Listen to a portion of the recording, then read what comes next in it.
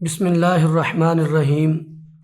6 ہجری کے اندر صلح حدیبیہ اور مختلف بادشاہوں کو خطوط لکھنے کے بعد 7 ہجری کے اندر نبی کریم صلی اللہ علیہ وسلم نے خیبر کی طرف پیش قدمی کی۔ اس کا سبب یہ تھا کہ غزوہ احزاب کے اندر نبی علیہ السلام کے خلاف 3 طرح کے گروہ اکٹھے ہو کر آئے تھے، جن میں سب سے پہلے قریش، جن کے ساتھ معاہدہ ہو چکا تھا صلح حدیبیہ میں، دوسرے نمبر پہ یہودی، تیسرے نمبر پہ قبائل نجد۔ قریش سے معاہدہ ہو گیا، قبائل نجد مختلف جگہ پر بکھرے ہوئے تھے، جبکہ یہودی ایک جگہ پہ جمع تھے۔ تو نبی علیہ السلام آپ نے یہ ارادہ کیا کہ اب ان کے ساتھ بھی معاملات کو حل کر لیا جائے۔ نبی علیہ السلام محرم 7 ہجری کے اندر آپ نے خیبر کی جانب پیش قدمی کی۔ اس جنگ میں نبی علیہ السلام کے ساتھ صرف وہی صحابہ شامل تھے جو بیت رضوان کے اندر آپ کے ساتھ تھے، یعنی 1400 صحابہ کرام اس جنگ میں آپ کے ساتھ گئے۔ نبی علیہ السلام نے یہ پیش قدمی بڑی تیزی کے ساتھ کی، حتیٰ کہ آپ رات کے آخر حصے میں خیبر کے باہر فصیلوں کے پاس جا کر پڑاؤ کر دیا۔ جب صبح ہوئی، خیبر کے یہودی باہر نکلے اپنی کھیتی باڑی کے لیے۔ جب انہوں نے لشکر دیکھا تو وہ دوڑے واپس قلعوں کی طرف۔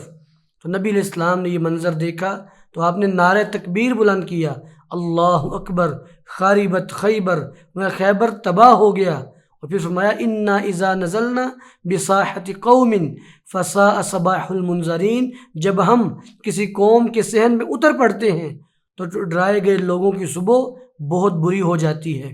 تو نبی علیہ السلام آپ نے خیبر پر صبح کے وقت یہ الغار کی۔ نبی علیہ السلام آپ کا یہ طریقہ کار تھا کہ حملہ کرنے سے پہلے آپ یہ غور کیا کرتے، دیکھا کرتے تھے کہ اس بستی سے یا اس قلعے سے کوئی اذان کی آواز تو نہیں آ رہی۔ اگر اذان کی آواز آ رہی ہوتی تو آپ سمجھ جاتے کہ اس بستی میں مسلمان بھی آباد ہیں۔ ویسے آپ نے یہ حکم دے رکھا تھا، میں انا بریء من کل مسلم یقیم بین اظہر المشرکین، میں ہر اس مسلمان سے بری ہوں جو مشرکوں کے درمیان رہتا ہے۔ حتیٰ کتنا فاصلہ ہونا چاہیے؟ میں لا یتراء نارہما، اتنے فاصلے پہ رہیں کہ دونوں ایک دوسرے کی آگ نہ دیکھ سکیں۔ تو پھر بھی آپ یہ اپنی طرف سے کوشش کیا کرتے تھے، اگر اذان کی آواز آتی تو آپ حملہ نہ کرتے۔ نبی علیہ السلام آپ نے فرمایا کل میں ایسے شخص کو جھنڈا دوں گا جس سے اللہ اس کے رسول محبت کرتے ہیں اور وہ اللہ اس کے رسول سے محبت کرتا ہے۔ اگلا دن ہوا تو آپ نے حضرت علی کے بارے میں پوچھا رضی اللہ عنہ، ان کو بلایا گیا، ان کی آنکھوں میں تکلیف تھی، آپ نے لعاب دہن لگایا، ان کی آنکھوں کی تکلیف ختم ہو گئی۔ پھر ان کو جھنڈا دیا اور پھر وہ نکلے۔ سب سے پہلے جا کے یہودیوں کو اسلام کی دعوت دی، جس کو انہوں نے انکار کر دیا۔ مرحب مبارزت کے لیے نکلا، مقابلے کی دعوت کے لیے باہر نکلا۔ حضرت عامر رضی اللہ عنہ اس کے مقابلے کے لیے گئے، لیکن اپنی ہی تلوار لگنے سے ٹانگ پہ گہرا زخم آیا، جو کہ بعد میں شہید ہو گئے تھے۔ ان کے بعد حضرت علی رضی اللہ خود آگے تشریف لے گئے اور جا کے مرحب سے مقابلہ کیا، اور ایسی زوردار تلوار اس کے سر پہ ماری کہ مرحب ایک ہی وار میں ڈھیر ہو گیا۔ اللہ رب العالمین نے اس جنگ کے اندر مسلمانوں کو فتح عطا فرمائی۔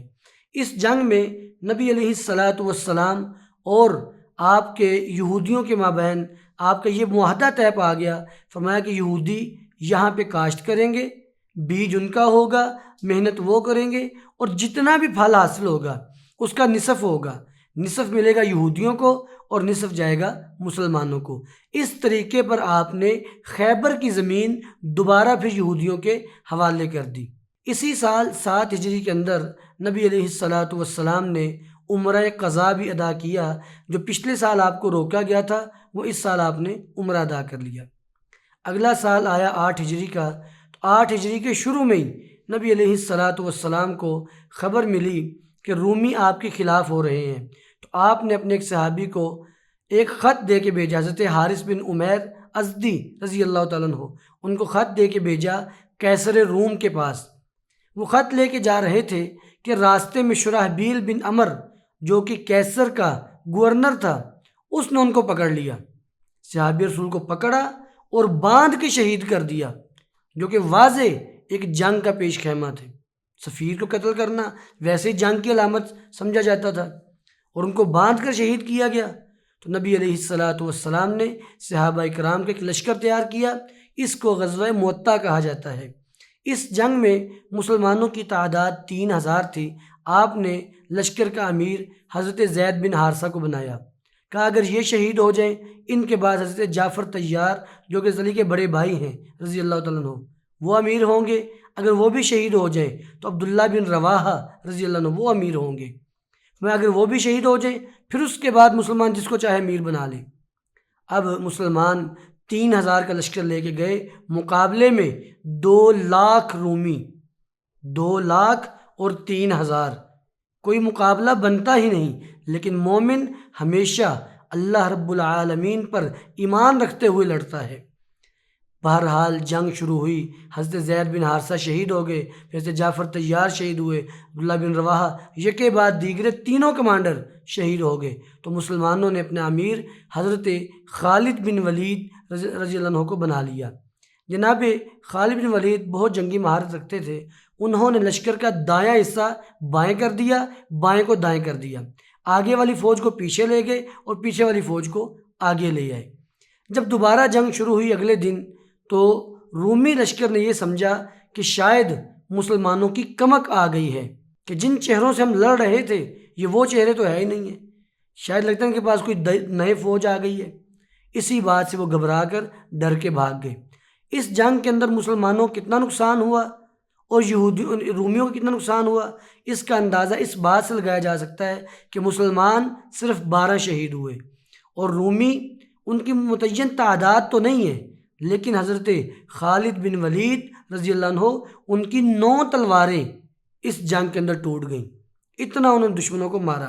تو یہاں سے اندازہ لگایا جا سکتا ہے کہ رومی بہت کثرت تعداد سے اس جنگ میں مارے گئے۔ 8 ہجری کے اندر یہ غزوہ مؤتہ پیش آیا۔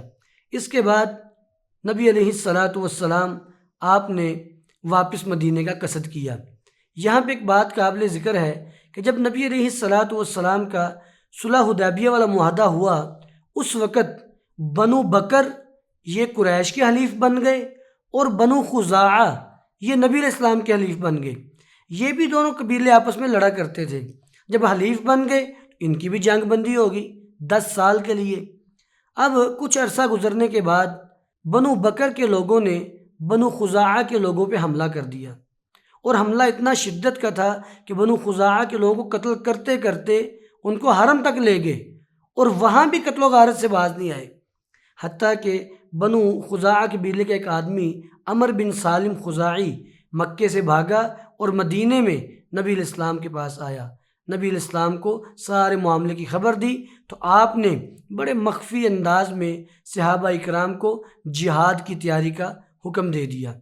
نبی علیہ السلام آپ نے 10,000 کا لشکر تیار کیا، اور نبی علیہ السلام آپ فتح مکہ کے لیے مکہ کی طرف روانہ ہوئے۔ مکہ کے قریب پہنچ کر راستے میں آپ کی ملاقات حضرت ابو سفیان سے ہوئی، جن کو حضرت عباس بن عبد المطلب لے کے آئے، اور انہوں نے آ کر نبی علیہ السلام کے ہاتھوں کلمہ قبول کر لیا اور مشرف با اسلام ہوئے۔ نبی علیہ السلام نے فرمایا کہ جو شخص ابو سفیان کے گھر میں داخل ہو جائے اس کو امان ہے، اسے قتل نہیں کیا جائے گا۔ اسی طرح جو شخص بیت اللہ میں چلا جائے اسے بھی قتل نہیں کیا جائے گا۔ تیسرے نمبر پہ جو شخص اپنے گھر میں جا کے گھر کا دروازہ بند کر لے، مطلب جنگ کے لیے نہ نکلے، اسے بھی قتل نہیں کیا جائے گا۔ آپ نے اپنے لشکر کے 4 حصے کیے۔ ایک حصہ سے خالد بن ولید کو دیا کہ آپ مکے کے زیریں حصے سے داخل ہوں، ایک حصہ حضرت زبیر بن عوام کو دیا، آپ مکے کے بلائی حصے سے داخل ہوں۔ اسی طرح ایک اور صحابی کی قیادت میں ایک حصہ مدینے کی طرف مکے کی طرف بھیجا، اور آخر میں نبی علیہ السلام داخل ہوئے۔ تینوں اور چاروں گروہ امن کے ساتھ داخل ہوئے، سوائے حضرت خالد بن ولید کے۔ ان کے مقابلے میں مکے کچھ اوباش نوجوان آئے، لیکن ان کے ساتھ تھوڑی سی جنگ کے بعد ہی وہ بھی بھاگ گئے۔ اس تھوڑی سی مٹ بھیڑ کے اندر قریش کے 12 نوجوان مارے گئے، اور اس کے بعد انہوں نے ہتھیار ڈال دیے۔ نبی علیہ السلام آپ مکہ میں داخل ہوئے، سر جھکا ہوا، آپ نے سر پہ خود پہنا ہوا، اور آپ بیت اللہ میں آئے۔ آپ نے اپنے ہاتھ میں چھڑی پکڑ رکھی تھی، اور آپ ایک ایک بت کو گراتے جاتے۔ مکے کے اندر بیت اللہ کے اندر 360 بت رکھے ہوئے تھے۔ تو نبی علیہ السلام یہ آیت پڑھتے جاتے، قل جاء الحق وزہق الباطل، حق آ گیا باطل مٹ گیا۔ آپ یہ آیت پڑھتے جاتے اور بتوں کو گراتے جاتے، حتیٰ کہ آپ نے سارے بت گرا دیے۔ پھر نبی علیہ السلام بیت اللہ کا دروازہ کھولا گیا، آپ اس کے اندر گئے۔ بیت اللہ کے اندر 6 ستون ہیں، 3 آگے 3 پیچھے۔ جو آگے والے 3 ستون ہیں اس میں سے 2 آپ نے دائیں طرف کیے اور 1 بائیں طرف، اور وہاں درمیان میں کھڑے ہو کے آپ نے 2 رکعت نماز ادا کی۔ پھر آپ باہر نکلے اور آپ نے لوگوں سے پوچھا کہ بتاؤ تم مجھ سے کیا امید رکھتے ہو، میرے بارے میں تمہارا کیا خیال ہے؟ تو سب نے کہا کہ آپ شریف باپ کے شریف بیٹے ہیں، ہمیں آپ سے خیر کی توقع ہے۔ تو آپ نے فرمایا آج میں تمہیں وہی کلمہ کہتا ہوں جو حضرت یوسف علیہ السلام نے اپنے بھائیوں سے کہا تھا، وہ یہ تھا کہ لا تثریب علیکم اليوم، آج تم پر کوئی مواخذہ نہیں ہے، تمہیں کوئی تکلیف نہیں پہنچائی جائے گی۔ آپ نے سب کو معاف کر دیا۔ آپ کے اس اخلاق سے متاثر ہو کر مکے کے لوگ ایمان لے آئے اور نبی علیہ السلام فاتحانہ مکے میں رہے۔